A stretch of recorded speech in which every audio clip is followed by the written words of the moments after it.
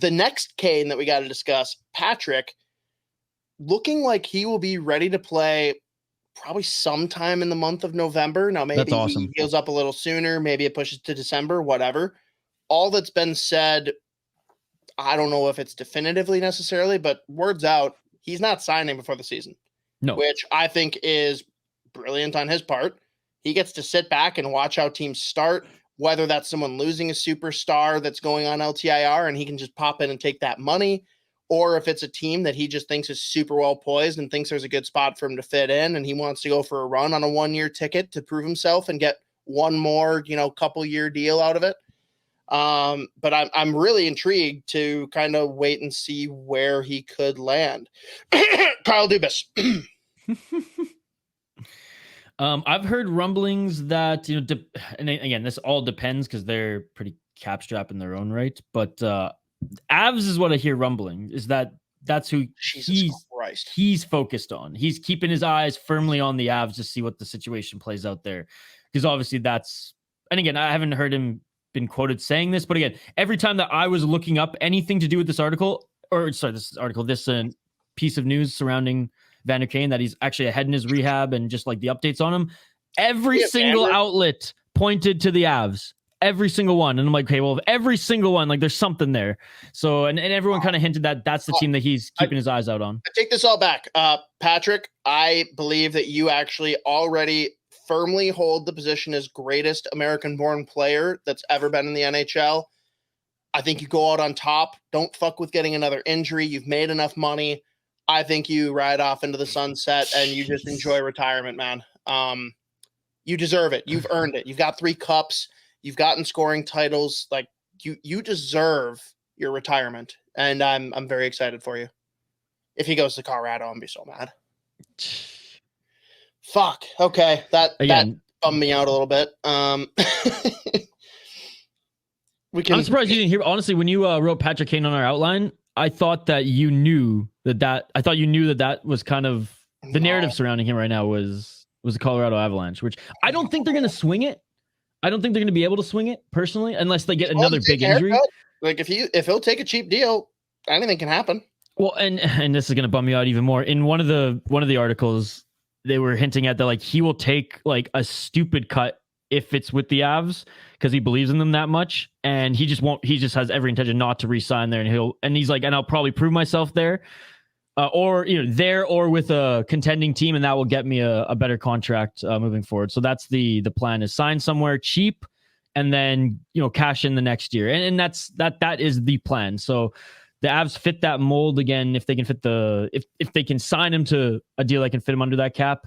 And there's another few teams out there too that are quote unquote going for it that he could potentially. Who it's going to be, right? You know where he's going to go. I don't know. Going to Vegas for sure. I really don't want it. It's going to happen. It has to happen.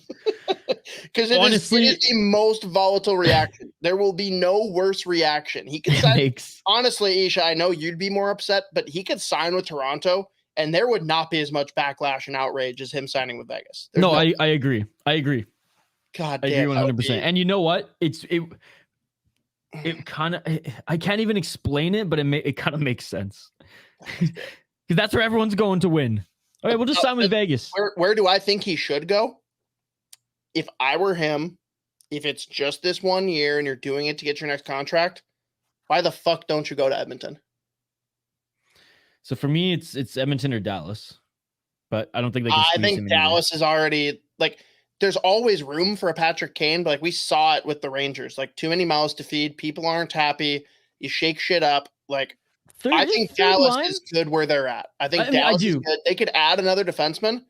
Outside of that, I think they are a team that's poised and ready to compete. We'll get into that more when we get into the Central Division, but I think Edmonton is the no-brainer number 1 pick. Ugh. It's a team that adding him not only makes them even more solidified up front, but I've been screaming and fucking pounding my chest over getting Nugent Hopkins on that third fucking line.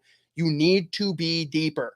Having the best top 6 in the NHL isn't good enough. You need to have a layered attack. And if you can bump him down to the third line, it was him, Costin, and Janmark Like, it was such a good line. Stretch, they were really good. Yeah. I'm still shocked that they let Costin go. I think he could be fun in Detroit.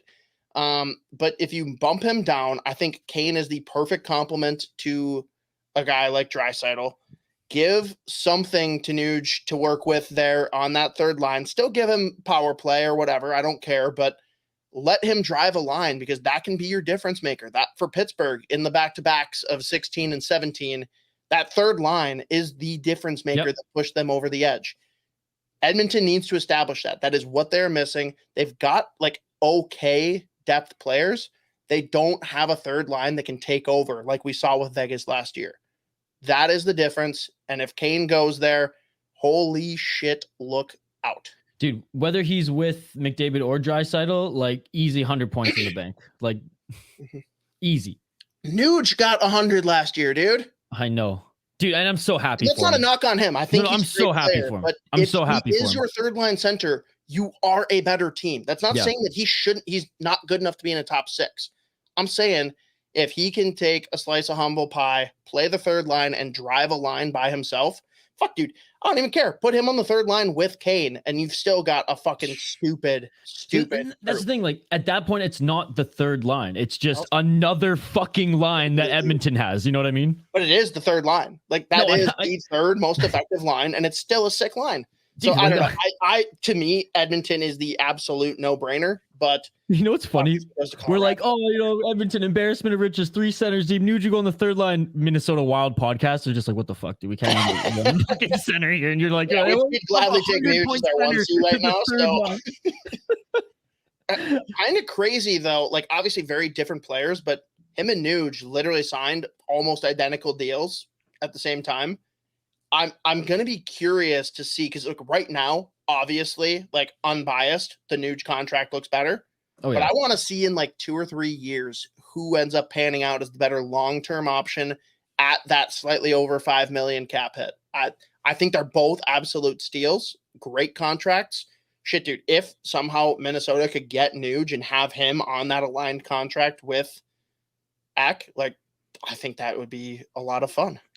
Nuge is a very good player. I mean, there's a reason he went first overall. It wasn't the best draft, but like I was gonna say that was definitely not a traditional first overall, but he's a great player. He's been good. He's been a good 2-way player, even when he was a twig in Red Deer. Like he's awesome.